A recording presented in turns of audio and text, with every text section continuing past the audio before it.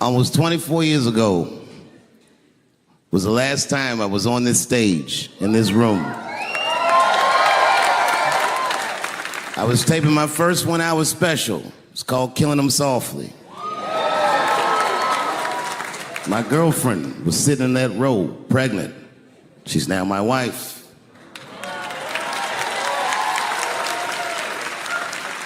The baby that she was carrying, my first child, I smoke weed with that nigga now.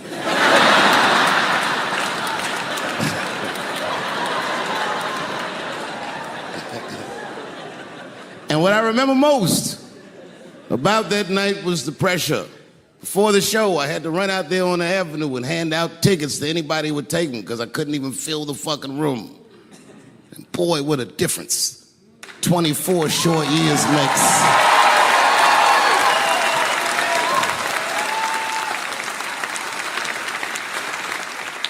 And right before that time, my father had died. He never lived to see me do it. And when he died, I was inconsolable. I thought I'd never smile or laugh again. And the only thing that got me out of that space was a comedian friend of mine, the late, great Norm Macdonald. That's right. Shout out to Norm. And what Norm did, which I'll never forget, is he knew that I was the biggest Jim Carrey fan in the world. Now, I'm not going to go all into it, but Jim Carrey is talented in a way that you can't practice or rehearse. What a God-given talent. I was fascinated with him. And Norm knew that. And he called me up and he goes, Dave, he says, I'm doing a movie with Jim Carrey. Do you want to meet him? And I said, fuck, yes, I do. And it was the first time I could remember since my father died being excited. And the movie was called Man on the Moon. I didn't know any of this. And in this movie, Jim Carrey was playing another comedian I admired, the late, great Andy Kaufman. Yes, and Jim Carrey was so immersed in that role that from the moment he woke up to the time he went to bed at night, he would live his life as Andy Kaufman. I didn't know that. When they said cut, this nigga was still Andy Kaufman. So much so that everybody on the crew called him Andy. I didn't know any of that. I just went there to meet him, and when he walked into the room where we were supposed to meet, I screamed, Jim Carrey! And everyone said, no! Call him Andy. And I didn't understand. And then he came over and he was acting weird. I didn't know he was acting like Andy Kaufman. Just like, hey, how you doing? And I was like, hello. Andy? Now, in hindsight, how fucking lucky am I that I got to see one of the greatest artists of my time immersed in one of his most challenging processes ever. Very lucky to have seen that. But as it was happening,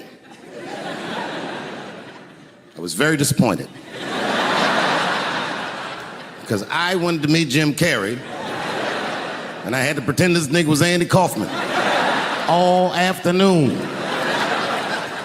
And he was clearly Jim Carrey. I could look at him and I could see he was Jim Carrey. Anyway, I say all that to say, that's how trans people make me feel.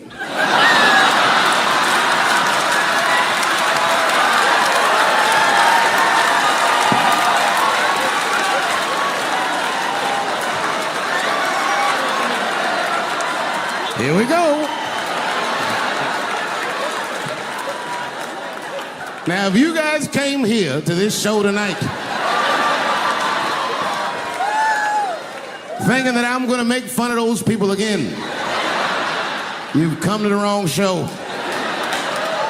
I'm not fucking with those people anymore. It wasn't worth the trouble. I ain't saying shit about trans people. Maybe 3 or 4 times a night, but that is it. Tired of talking about them. And you want to know why I'm tired of talking about them? Because these people acted like I needed them to be funny. Well, that's ridiculous. I don't need you. I got a whole new angle. You guys will never see this shit coming. Transgenders are gangsters. I used to do business with a transgender in Hollywood. Man, everybody would be scared of her in the boardroom.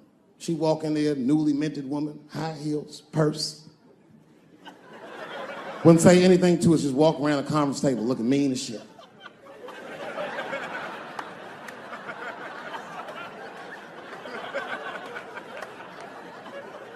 Then she walked to the head of the conference table, stare at us all, reach in her purse, and pull her old dick out and throw it on the table. Let's talk business, gentlemen. Ah! And sitting next to the bees, all the way in the back seat by themselves, looking out the window, that's the tease. Everybody in the car respects the tease, but everyone also resents the tease. It's not the tease fault, but everyone in the car just feels like the tease are making the trip take longer. Anything the tease say gets on everybody's nerves. And then the tease don't even say anything bad. They just be in the back talking to themselves. I'm hot. Shut up. Shut the fuck up, okay? Just roll the window down, you bitch. I don't know what you... What? Just said I was hot. Could you pull over at the next exit? I need to use the restroom. There is not a restroom for you for 4 states, nigga. Will you just shut the fuck up so we can get where we're going? My wife's friend, Stuart, told me that. My wife has a lot of gay friends. Stuart's their leader. She has a lot of gay friends. And I don't like them.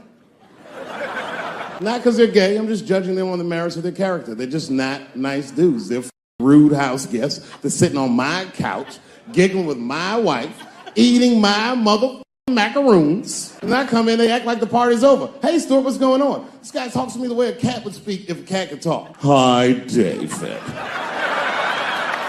He always wants to have some kind of gay political argument. The last one was about a petition in federal court to take the words husband and wife out of the law. I said, well, why would you want those words out the law? He said, because it discriminates against same-sex couples. I was like, niggas, please save me the semantics. Just trust me, take your chips and get the fuck out of the casino. You're about to crap out. Go outside, talk that over amongst yourselves, and whichever one of you is gayer, that's the wife. I remember I was at this bar one time. This is that kind of bar it is. I was in there one time, I was fucked up, and I turn around to everybody in the bar, I go, hey, everybody, I'm gonna buy everyone in the bar around the drinks. And all the motherfuckers was like, hoorah! And the bartender knew I was drunk, so she pulled me aside. Mr. Chappelle, are you sure about that? That's going to be $16. Guess who was in the bar? I thought I was seeing things. I looked across the room, and I saw the trans bitch from the picture. I said, what is a trans person doing in a place like this? This is very dangerous behavior. And she was with 2 big, buff, gay black dudes. I didn't know these dudes, but I know they was gay. If they had a dick in their mouth, they wouldn't look any gayer than they did just sitting there. They had 1980s gay face. You know what that is? Remember in the 80s when gay people looked surprised all the time?